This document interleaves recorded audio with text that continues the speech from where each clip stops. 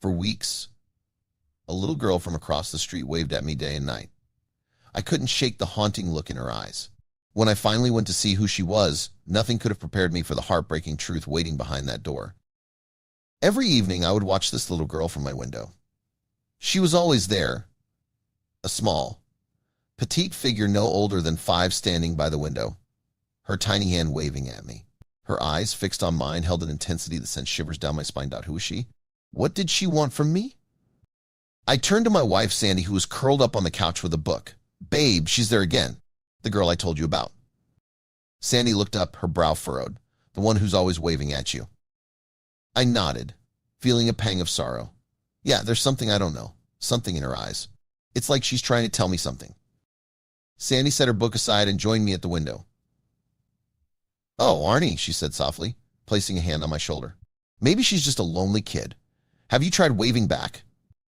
I shook my head, my eyes still fixed on the little figure across the street. No, I can't explain it, Sandy. It feels like more than that. Like she's calling out to me. Sandy's grip on my shoulder tightened. Honey, you're scaring me a little. It's just a kid waving. Don't read too much into it. Okay? I tore my gaze away from the window and forced a smile. You're right. I'm probably just overthinking things. As I pulled the curtain shut, I couldn't shake the feeling that I was turning my back on something important. That night, sleep eluded me, my dreams haunted by the image of the little girl crying out for help. Don't leave me, she sobbed in my dreams. Please don't go. I woke up in a cold sweat, Sandy's concerned face hovering over me. Arnie, are you okay? You were talking in your sleep? I sat up, my heart racing. I don't know. That girl. She was in my dreams. She was crying. Sandy's eyes widened with worry. Maybe we should talk to someone about this. A therapist, maybe. I shook my head. No, I think I need to do something. I can't keep ignoring this. At the break of dawn, I woke up exhausted. My head was pounding from last night's nightmares. The aroma of freshly made pancakes wafted up from the kitchen, but even the promise of my favorite breakfast did little to lift my spirits. I trudged downstairs, where Sandy greeted me with a steaming cup of tea and a plate of golden pancakes. Rough night? I nodded, taking a sip of the hot tea. Yeah, I couldn't shake off those dreams. As I finished my breakfast, I was drawn to the window again. My heart skipped a beat when I saw the little girl standing there. She waved at me the moment our eyes met. Her tiny outstretched hand seemed to pull me towards her like a moth drawn to a flame. I set down my cup with a clatter. That's it. I'm going to talk to her parents. I can't take this anymore. Sandy's eyes widened. Arnie, are you sure about this?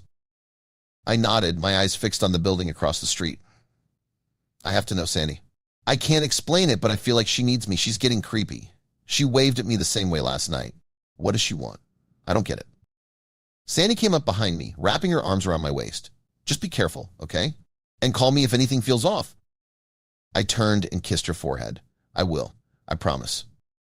The walk across the street felt like the longest journey of my life. My heart pounded in my chest as I approached the building, my palms sweaty as I pressed the buzzer for the apartment I'd seen the girl in so many times. There was a long pause, and then a woman's voice crackled through the intercom. Yes? Who is it? Hi, I'm Arnold from across the street. I wanted to talk to you about your daughter. Another pause, longer this time. Then the door buzzed open. A woman stood in the doorway. My heart stopped the moment I saw her. Juliet, I whispered, hardly believing my eyes. She nodded, her eyes glistening with tears. Hello, Arnie. It's been a long time. Before I could respond, a small figure appeared behind Juliet. The little girl. She looked up at me, her eyes wide and hopeful. Daddy, she chirped. I felt like I was on a boat in a storm. I gripped the doorframe to steady myself. What did she say? Juliet stepped aside, ushering me in. Come inside, Arnie. We have a lot to talk about. I sank onto the worn couch, my head spinning. Juliet sat across from me, her eyes brimming with tears.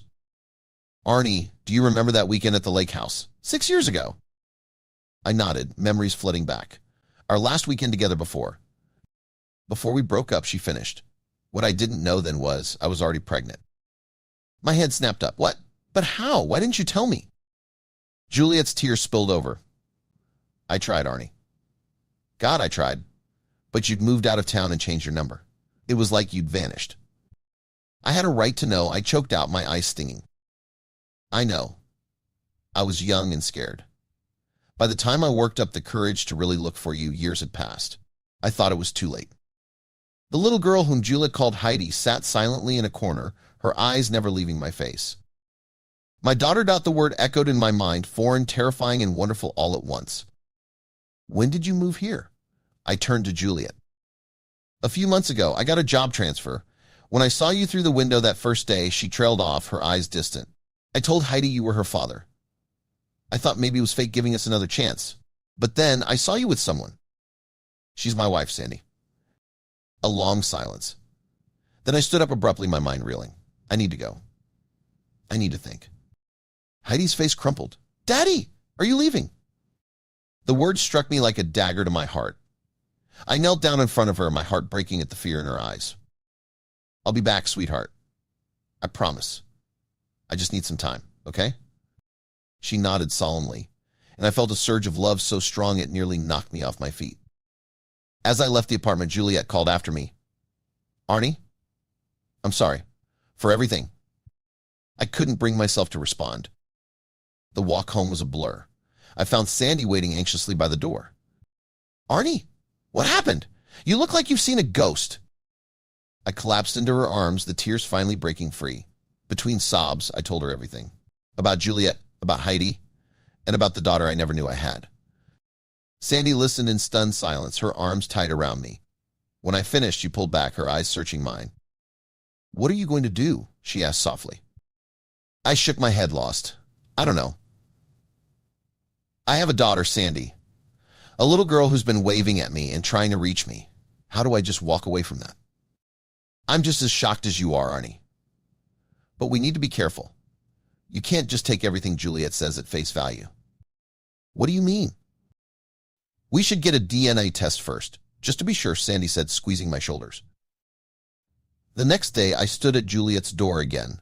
When she opened it, I blurted out, Juliet, I think we need a DNA test. Her face instantly hardened. What, you think I'm lying? You just found out you have a child, and you're already doubting me. You're unbelievable, Arnie. I just want to be certain before I commit to anything, I tried to explain, but she slammed the door in my face. Dejected, I returned home and shared what happened with my mother. She listened quietly, then asked for Juliet's address. I wasn't sure what my mom said to her, but the next day, Juliet called. Hey, Juliet here, I got your number from your mother. I've thought about it and understand. We can do the DNA test. I sighed with relief. Thank you, Juliet. I appreciate it. When I told Sandy, she wasn't thrilled. I love you, Arnie. God help me, I do. And I'll stand by you through this. But I'm scared. I just hope this doesn't change anything between us, she sobbed as I pulled her closer, my eyes brimming with tears. The next few weeks were an emotional roller coaster, each day bringing a new wave of anxiety, hope, and fear. When the DNA test results finally arrived, my hands trembled as I opened the envelope.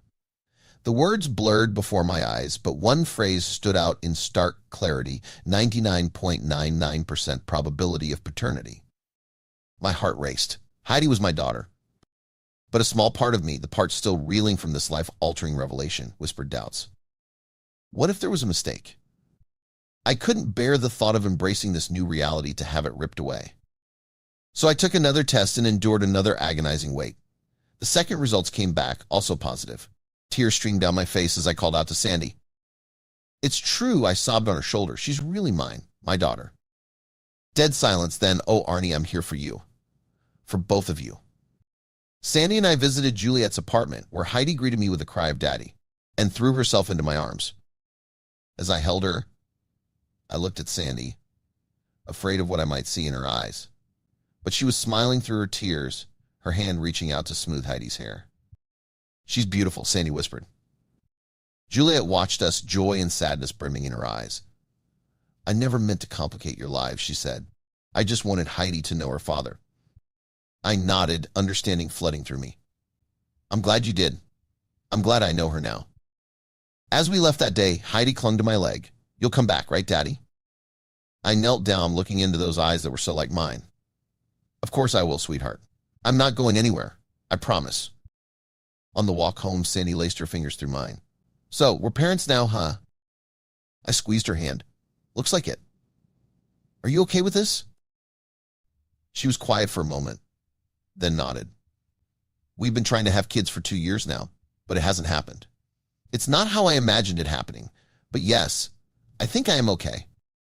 As we reached our front door, I pulled Sandy into a hug. I love you. Thank you for being so amazing through all of this. I love you too. And Arnie, I think you're going to be a wonderful father. That night, as I stood by our window, I saw Heidi waving from across the street. But this time, instead of fear or confusion, I felt only love. I waved back, my heart full to bursting. Maybe this wasn't how I'd planned to become a father.